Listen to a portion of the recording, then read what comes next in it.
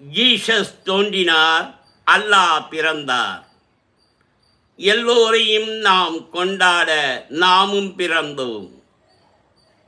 ஆனால் இன்றைய தேதி வரைக்கும் ஒற்றுமையாய் சந்தோஷமாக இருக்கிறோமா என்றால் அது ஒரு கேள்விக்குறி.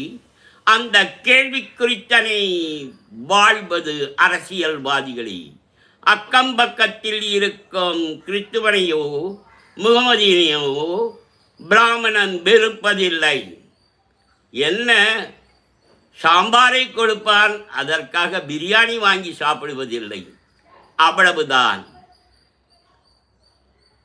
நெத்திலி மீனும் கருவாடும் மிக்க கூழை குடிக்க மாட்டான், கூழை வெறுமனையே குடிப்பான். அவ்வளவுதான் வித்தியாசம். உணவு ஆகாரங்களில் வித்தியாசமே ஒழிய மனதில் எந்த கள்ளமும் இல்லை.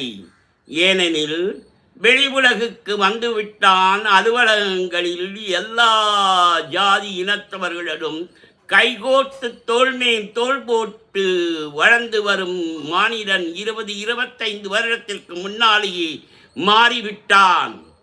மாறாதிருப்பது அரசியல்வாதிகளே என்று அடித்து சொல்லலாம். அந்த அரசியல்வாதிகளை திருத்த நம் கையில்